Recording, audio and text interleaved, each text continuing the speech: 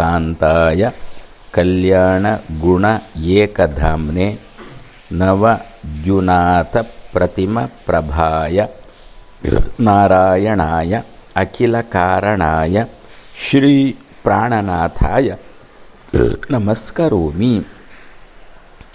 ಕಲ್ಯಾಣವಾದ ಗುಣಗಳಿಗೆ ನಿಜವಾದ ಆಶ್ರಯ ಅವನಿಂದಲೇ ಬರುವುದು ಗುಣಗಳೆಲ್ಲ ಬೇರೆಯವರಿಗೆ. ಅವನೇ ಮೂಲ. ಏಕಧಾಮ ಅಂದರೆ ಅವನೇ ಮೂಲ ಗುಣಗಳಿಗೆ. ಗುಣಗಳಲ್ಲಿ ಕಲ್ಯಾಣ ಗುಣ ಅಂತ ಒಂದುಂಟ. ಕಲ್ಯಾಣ ಗುಣ, ಅಕಲ್ಯಾಣ ಗುಣ.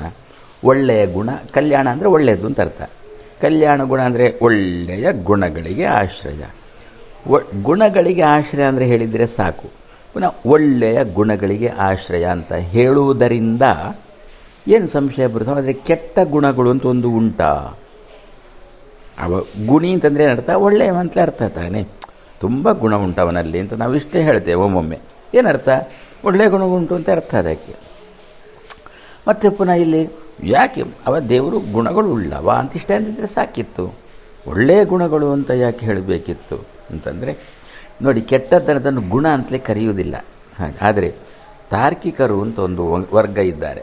ಅವ್ರು ಏನು ಮಾಡಿದ್ದಾರೆ ಅಂದರೆ ಕೆಟ್ಟದ್ದನ್ನು ಕೂಡ ಗುಣ ಅಂತಲೇ ಕರೆದಿದ್ದಾರೆ. ದುಃಖ ಅದೊಂದು ಗುಣ ಅಂತಂದರು, ದ್ವೇಷ ಅದೊಂದು ಗುಣ ಅಂತ ಕರೆದರು. ಆದರೆ ದೇವರಲ್ಲಿ ದುಃಖ ಉಂಟಾ? ಗುಣಗಳಿಗೆ ಆಶ್ರಯ ಅಂತ ಇಷ್ಟೇ ಹೇಳಿದರೆ ಆ ತಾರ್ಕಿಕರು ಕೂಡ ನಮ್ಮ ತಲೆಗೆ ಬಂದರೆ ಅವರೇನು ದುಃಖವನ್ನು ಕೂಡ ಗುಣ ಅಂತ ಹೇಳಿದ್ದಾರೆ, ಅದು ಕೂಡ ದೇವರಲ್ಲಿ ಉಂಟು ಅಂತ ಆಗಿಬಿಡ್ತದೆ. ಆದರೆ ದುಃಖ ಎನ್ನುವುದು ಒಳ್ಳೆಯ ಗುಣ ಅಲ್ಲ. ಗುಣ ಶಬ್ದಕ್ಕೆ ನೀವು ಧರ್ಮ ಅಂತ ಅರ್ಥ ಮಾಡಿದರೆ ಒಳ್ಳೆಯ ಧರ್ಮ ಅಲ್ಲ ದುಃಖ ಎನ್ನುವುದು, ಅದು ಕೆಟ್ಟ ಧರ್ಮ. ಅದಕ್ಕಂದರು ದೇವರಲ್ಲಿ ಧರ್ಮಗಳು ಉಂಟು ಅಂತ ಇಷ್ಟೇ ಹೇಳಿದರೆ ಆವಾಗ ಒಳ್ಳೆಯ ಧರ್ಮಗಳು ಕೆಟ್ಟ ಧರ್ಮಗಳು ಎಲ್ಲ ಉಂಟು ಅಂತ ಆಗಿಬಿಡುತ್ತೆ. ಅದು ಕೆಟ್ಟದ್ದು ಇಲ್ಲ ಅಂತ ತಿಳಿಸುವುದಕ್ಕೋಸ್ಕರ ಕಲ್ಯಾಣ ಒಳ್ಳೆಯ ಗುಣಗಳಿಗೆ ನಿಜವಾಗಿ ಮೂಲ ಸ್ಥಾನ ಅವ ಅಂತ ಇಷ್ಟು ಹೇಳಿದರು. ಮುಂದೆ ನವದ್ಯುನಾಥ ಪ್ರತಿಮ ಪ್ರಭಾಯ. ಸರಿ, ಅವ ಏಕಧಾಮ, ಮೂಲ ಆಶ್ರಯ, ಮುಖ್ಯ ಆಶ್ರಯ ಅವನೇ ಅಂತ. ಮೂಲ ಆಶ್ರಯ. ಅವನಿಂದ ಬೇರೆಯವರಲ್ಲೆಲ್ಲ ಗುಣಗಳು ಬರುವುದು.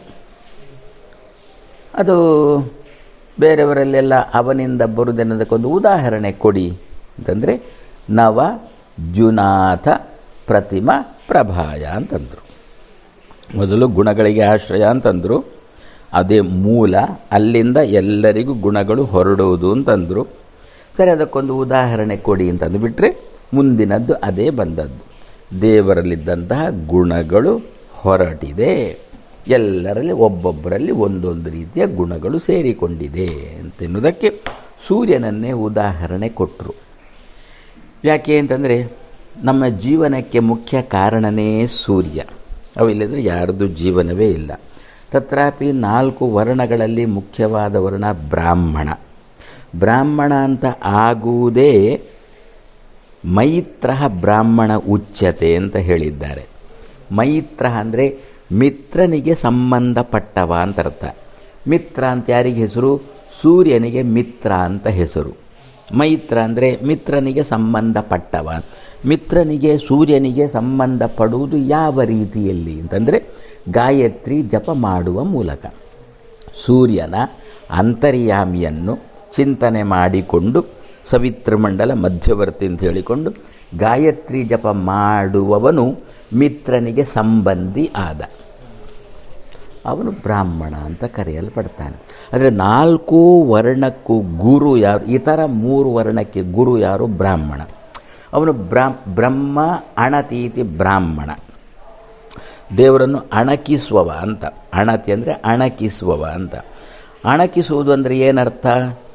ಈಗ ಅಣುಕು ಪ್ರದರ್ಶನ ಅಂತ ಏನು, ಒಂದು ಕಡೆ ಬೆಂಕಿ ಹಾಕಿದಂತೆ ಮಾಡಿ ಅಗ್ನಿಶಾಮಕ ದಳದವರು ಕಲಿಸುವಾಗ ಅವರಿಂದ ಬೆಂಕಿ ಆರಿಸುವ ಅಣುಕು ಪ್ರದರ್ಶನ ಮಾಡಿದ್ರು ಅಂತ ಹೇಳ್ತಾರೆ. ಅಂದರೆ ಅದರಂತೆ ಮಾಡುವುದು ಅಂತ ಅರ್ಥ. ಹಾಗಾದರೆ ಇವ ಬ್ರಾಹ್ಮಣ ಅಂತ ಆಗಬೇಕಾದ್ರೆ ಬ್ರಹ್ಮನನ್ನು ಅಣಕಿಸಬೇಕು. ಅಣಕಿಸಬೇಕು ಅಂತಂದರೆ ಬ್ರಹ್ಮನಂತೆ ತಾನೂ ಮಾಡಬೇಕು, ಬ್ರಹ್ಮನಂತೆ ತಾನೂ ಇರಬೇಕು. ಬ್ರಹ್ಮ, ಭಗವಂತ ಎಲ್ಲ ಈ ಥರ ಎಲ್ಲ ಸಮಾಜದವರು ತಾನು ನೋಡಿಕೊಂಡು ಇರುವವ, ಪೋಷಣೆ ಮಾಡಿಕೊಂಡಿರುವವ. ಅಂತಹ ಬ್ರಹ್ಮನ ಇವ ಅಣಕಿಸುವುದಂದರೆ ಇವನು ಕೂಡ ಈ ಥರ 3 ವರ್ಣದವರನ್ನು ಪೋಷಣೆ ಮಾಡಿಕೊಂಡಿರಬೇಕು. ಅಥವಾ ಬ್ರಾಹ್ಮಣ ಅಂತ ಆಗಬೇಕಾದ್ರೆ ಗಾಯತ್ರಿ ಜಪ ಮಾಡಬೇಕು. ಹಾಗಾದರೆ 4 ವರ್ಣಗಳಲ್ಲಿ ಮುಖ್ಯವಾದ ಬ್ರಾಹ್ಮಣ ವರ್ಗಕ್ಕೆ ಸಂಬಂಧಪಟ್ಟವ ಸೂರ್ಯ. ಆ ಸೂರ್ಯನಿಗೆ ಪ್ರಭೆ ಬಂದದ್ದು ಇವನಿಂದ. ಒಂದು ಉದಾಹರಣೆ ಕೊಟ್ಟರು. ಸೂರ್ಯನಿಗೆ ಇಷ್ಟು ಪ್ರಭಾ ಶಬ್ದಕ್ಕೆ ಬೆಳಕು ಅಂತಲೂ ಆಗ್ಬೋದು, ಪ್ರಭಾ ಶಬ್ದಕ್ಕೆ ತಾಕತ್ತು ಅಂತಲೂ ಸಾಮರ್ಥ್ಯ ಅಂತಲೂ ಅರ್ಥ ಮಾಡಬಹುದು. ಇಷ್ಟು ಜನ ಗಾಯತ್ರಿ ಮಾಡುವವರಿಗೆ ತೇಜಸ್ಸನ್ನು ತುಂಬಿಸುವವ ಸೂರ್ಯ. ಸೂರ್ಯನು ನಮ್ಮಲ್ಲಿ ಗಾಯತ್ರಿ ಜಪ ಮಾಡಿದವರಲ್ಲಿ ತೇಜಸ್ಸು ತುಂಬಿಸಬೇಕಾದ್ರೆ ಅವನಲ್ಲಿ ತೇಜಸ್ಸು ಇರಬೇಕು. ಅವನಲ್ಲಿ ತೇಜಸ್ಸು ಉಂಟು, ಜಪ ಮಾಡುವವರಿಗೆ ತೇಜಸ್ಸು ಕೊಡ್ತಾನೆ. ತೇಜಸ್ಸು ಕೊಟ್ಟ ಇವ ತೇಜಸ್ವಿಯಾದ. ಇವನ ತೇಜಸ್ಸನ್ನು ನೋಡಿ ಇತರ 3 ವರ್ಣದವರು ಇವನನ್ನು ಅನುಸರಿಸಿಕೊಂಡು ಬರ್ತಾರೆ. ಮುಖದಲ್ಲಿದ್ದ ತೇಜಸ್ಸು ಅನುಸರಣೆಗೆ ಕಾರಣ ಆಗ್ತದೆ. ವರ್ಚಸ್ಸು, ತೇಜಸ್ಸು ಅಂತ ಎಲ್ಲ ಕಾರಣ ಆಗ್ತದೆ. ಅದಕ್ಕೋಸ್ಕರ ಏನು ಮಾಡಿದ್ರಿಲ್ಲಿ ಅಂತಂದರೆ ಸೂರ್ಯನಲ್ಲಿ ಭಗವಂತನಿಂದಾಗಿ ಪ್ರಭೆ ಬಂದದ್ದು. ಯಾವಾಗ? ಸೂರ್ಯ ಉದಿಸಿಕೊಂಡು ದೊಡ್ಡದಾದ ಮೇಲೂ ಅಲ್ಲ, ಉದಿಸಿಕೊಂಡು ಬರುವಾಗಲೇ ನವದ್ಯುನಾಥ ಉದಿಸಿಕೊಂಡು ಬರುವಾಗಲೇ ಅವನಲ್ಲಿ ಪ್ರಭೆ ಉಂಟು. ನಮ್ಮಲ್ಲೆಲ್ಲ ಕ್ರಮ ಹೇಗೆ? ಹುಟ್ಟಿದ ಕ್ಷಣಕ್ಕೆ ನಮ್ಮಲ್ಲಿ ಎಂಥದ್ದು ಇರುವುದಿಲ್ಲ. ಬೆಳೀತಾ ಬೆಳೀತಾ ಬಂದಂತೆ ನಮ್ಮಲ್ಲಿ ಒಂದೊಂದೇ ಸಂಸ್ಕಾರ, ಅದು ಇದು ವಿದ್ಯೆ ಇದೆಲ್ಲ ಬರೋದು, ಜಪ ಮಾಡಿ ವರ್ಚಸ್ಸು ಅಂತೆಲ್ಲ ಬರೋದು ನಂತರದಲ್ಲಿ. ಸೂರ್ಯನಲ್ಲಿ ಹಾಗಲ್ಲ. ಅವನು ಹುಟ್ಟುವಾಗಲೇ ಅವನಲ್ಲಿ ವರ್ಚಸ್ಸನ್ನು ದೇವರು ತುಂಬಿಸಿದ್ದಾನೆ ಅಂತ ತಿಳಿಸಲಿಕ್ಕೆ ನವದ್ಯುನಾಥ ಅಂತಂದರು. ಅಲ್ಲಿ ಪ್ರತಿಮಾ ಅಂತುಂಟು. ಅದೇ ಸೂರ್ಯನೆಂಬ ಪ್ರತಿಮೆಯಲ್ಲಿ ಪ್ರಭೆ ಯಾರಿಂದಲೋ ಅವನು ಪ್ರತಿಮಾ ಪ್ರಭಾ. ಸೂರ್ಯನು ಪ್ರತಿಮೆ, ದೇವರು ಎಲ್ಲ ಕಡೆ. ಈಗ ನಾವು ಕೂಡ ಒಂದೊಂದು ಪ್ರತಿಮೆ. ನಮ್ಮಲ್ಲಿ ಕೂಡ ದೇವರು ಒಂದು ಗುಣವನ್ನು ವ್ಯಕ್ತ ಮಾಡ್ತಾನೆ. ಕಲ್ಲು ಬಂಡೆಗಳು ಒಂದು ಪ್ರತಿಮೆ, ಅಲ್ಲಿ ಕೂಡ ದಾರ್ಢ್ಯ ಎನ್ನತಕ್ಕಂಥ ಒಂದು ಗುಣವನ್ನು ವ್ಯಕ್ತ ಮಾಡ್ತಾನೆ. ಮೃದುವಾದ ವಸ್ತುವಿನಲ್ಲಿ, ನೀರಿನಲ್ಲಿ ರುಚಿ ಅನ್ನತಕ್ಕಂಥದ್ದು ಗುಣವನ್ನು ವ್ಯಕ್ತ ಮಾಡ್ತಾನೆ. ಸದ್ಯ ಈಗ ಅದು ಯಾವುದನ್ನೂ ತೆಕೊಳ್ಳದೆ ಎಲ್ಲ ಗುಣಗಳಿಗೂ ಮೂಲನಾಗಿರತಕ್ಕಂಥವ ಭಗವಂತ, ಅವನಿಂದ ಹೊರಟದ್ದು ಎಲ್ಲ ಬೇರೆಯವರಿಗೆ ಗುಣಗಳು ಅಂತ ಹೇಳುವಾಗ ಬೇರೆಯವರು ಅಂತಂದಾಗ ಯಾವುದನ್ನು ತಗೊಂಡ್ರು? ಸೂರ್ಯನನ್ನು ತಗೊಂಡ್ರು. ಯಾಕೆ? ಬ್ರಾಹ್ಮಣರಿಗೆ ಸಂಬಂಧಪಟ್ಟದ್ದಾದ್ದರಿಂದ. ಬಾಕಿ ನೀರು, ಬಂಡೆಕಲ್ಲದಿದೆಲ್ಲ ಬೇರೆಯವರಿಗೆ ಬೇರೆಯವರಿಗೂ ಸಂಬಂಧಪಟ್ಟದ್ದು. ಇವ ಯಾವಾಗ ವರ್ಣಾನಾಂ ಬ್ರಾಹ್ಮಣ ಗುರು ಅಂತಾಯಿತೋ, ಆದ್ದರಿಂದ ಇವನಲ್ಲಿ ಮುಖ್ಯವಾಗಿ ತೇಜಸ್ಸು ಓಜಸ್ಸು ಬೇಕಾದ್ದರಿಂದ, ಅದಕ್ಕೆ ಸೂರ್ಯನೇ ಕಾರಣನಾದ್ದರಿಂದ ಆ ಸೂರ್ಯನೆಂಬ ಪ್ರತಿಮೆಯಲ್ಲಿ ನವದ್ಯುನಾಥ ಪ್ರತಿಮಾ, ಸೂರ್ಯನೆಂಬ ಪ್ರತಿಮೆಯಲ್ಲಿ ಪ್ರಭೆಯನ್ನು ಇಟ್ಟ, ತೇಜಸ್ಸನ್ನು ಇಟ್ಟ, ವರ್ಚಸ್ಸನ್ನು ಇಟ್ಟ. ಎಲ್ಲವನ್ನು ಬೆಳಗಲಿಕ್ಕೆ ಬೇಕಾಗಿರತಕ್ಕಂತಹ ಒಂದು ತೇಜಸ್ಸನ್ನು ಇಟ್ಟ ಸೂರ್ಯನಲ್ಲಿ. ಅಂತಹ ಸೂರ್ಯನನ್ನು ಜಪ ಮಾಡಿದಾಗ ಇವನಲ್ಲಿ ಆ ಶಕ್ತಿ ಬರುತ್ತೆ. ಯಾವುದನ್ನು? ಇತರ 3 ವರ್ಣದವರಿಗೆ ಎಲ್ಲವನ್ನು ತೋರಿಸುವ ಶಕ್ತಿ ಬರುತ್ತೆ. ಸೂರ್ಯನಲ್ಲಿ ಏನಿಟ್ಟ? ಪ್ರಭೆ ಇಟ್ಟ. ಅಂದ್ರೇನರ್ಥ? ಎಲ್ಲವನ್ನೂ ತೋರಿಸುವ ಶಕ್ತಿಯನ್ನು ಸೂರ್ಯನೆಂಬ ಪ್ರತಿಮೆಯಲ್ಲಿ ಇಟ್ಟ. ಅಂತಹ ಸೂರ್ಯನನ್ನು ಬ್ರಾಹ್ಮಣ ತಾನು ನಿತ್ಯ ಜಪ ಮಾಡಿದರೆ ಬ್ರಾಹ್ಮಣನಲ್ಲಿ ಆ ಸೂರ್ಯನಿಂದಾಗಿ ಈ ಪ್ರಭೆ ಬಂತು. ಏನು ಪ್ರಭೆ? ಇತರರು ಏನು ತಿಳಿಯಲಿಲ್ಲ ಅದನ್ನು ತಿಳಿಸಿಕೊಡುವ. ನಮಗೆ ಯಾವುದು ತಿಳಿಲಿಲ್ಲ ಅದನ್ನು ಸೂರ್ಯ ತಿಳಿಸಿಕೊಡ್ತಾನೆ. ಉದಯ ಆದಮೇಲೆ, ಕತ್ತಲಲ್ಲಿ ತಿಳಿಲಿಲ್ಲ, ಉದಯ ಆದಮೇಲೆ ತಿಳಿಸಿಕೊಟ್ಟ. ಯಾಕೆ? ಅವನಲ್ಲಿ ಪ್ರಭೆ ಉಂಟು. ಯಾರಿಂದ? ದೇವರಿಟ್ಟಂಥ ಪ್ರಭೆ. ಅಂಥ ಸೂರ್ಯನ ಜಪ ಮಾಡಿದಾಗ ಸೂರ್ಯ ಏನು ಮಾಡ್ತಾನೆ? ತನ್ನಲ್ಲಿದ್ದಂಥ ಪ್ರಭೆ ನಮಗೂ ಕೊಡ್ತಾನೆ. ಫಲಿತಾಂಶ ಏನಾಗುತ್ತೆ?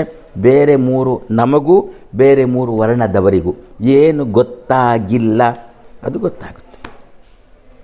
ಅವನಿಗೆ ಗೊತ್ತು ಪಾಡ್ತಾನೆ, ಇವನಿಗೆ ತೋರ್ತದೆ. ಸ್ಫುರಣೆ ಆಗ್ತದೆ ಇವನಿಗೆ ಒಳಗಿನಿಂದ. ಹಾಗಾದಾಗ ಮಧ್ವಜ 3 ವರ್ಣದವರಿಗೆ ಗೊತ್ತಿಲ್ಲ. ಇವನು ಅವರಿಗೆ ಮಧ್ವಜೆಯನ್ನು ಪಾಠ ಮಾಡಿ ಅವರಿಗೆ ಗೊತ್ತು ಮಾಡ್ತಾನೆ. ಅವರಿಗೆ ಗೊತ್ತು ಮಾಡಬೇಕಾದ್ರೆ ಇವನಿಗೆ ಗೊತ್ತಾಗಬೇಕು ಮಧ್ವಜಯ. ಆವಾಗ ಓದ್ತಾನೆ. ಗುರುವಿನಿಂದ ಉಪದೇಶ ಪಡ್ಕೊಂಡು ಅಧ್ಯಯನಕ್ಕೆ ತೊಡಗಿದ. ವಿಷಯ ಹೊಳಿಲಿಕ್ಕೆ ಶುರುವಾಯಿತು. 3 ವರ್ಣದವರಿಗೆ ಕೊಟ್ಟ. ಆದ್ದರಿಂದ ಮಧ್ವವಿಜಯ ಎನ್ನತಕ್ಕಂಥ ಗ್ರಂಥ ಕತ್ತಲಲ್ಲಿ ಇದ್ದದ್ದು ಬೆಳಕಿಗೆ ಬರಬೇಕು ಅಂತಾದರೆ ಪ್ರಭೆ ಬೇಕು. ಆ ಪ್ರಭೆ ಯಾರಿಂದ ಬರತಕ್ಕಂಥ ಪ್ರಭೆ? ಗಾಯತ್ರಿ ಜಪ ಮಾಡಿದ್ದರಿಂದ ಬರತಕ್ಕಂಥ ಪ್ರಭೆ ಇವನಿಗೆ. ಕರ್ಮ ಮಾಡದೆ ಪಾಠ ಮಾಡಿದರೆ ಪಾಠ ಇವನಿಗೂ ಬರೋಲ್ಲ, ಅವನಿಗೂ ಹತ್ತೋಲ್ಲ.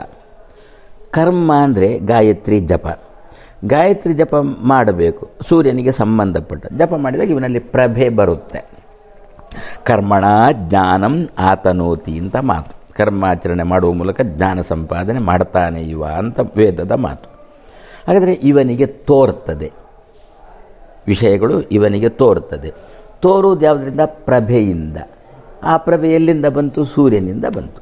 ಹಾಗಾದರೆ ನಾರಾಯಣ ಪಂಡಿತಾಚಾರ್ಯ ಏನು ಮಾಡಿದರು? ತನ್ನ ಮಧ್ವಜೆಯ ಗ್ರಂಥ ಕತ್ತಲಲ್ಲಿ ಇರಬಾರ್ದು, ಎಲ್ರಿಗೂ ಬೆಳಕಿಗೆ ಬರಬೇಕು. ಬೆಳಕಿಗೆ ಬರಬೇಕಾದರೆ ಪ್ರಭೆ ಬೇಕು. ಪ್ರಭೆ ಸದ್ಯಕ್ಕಿರುವುದು ಸೂರ್ಯನಲ್ಲಿ.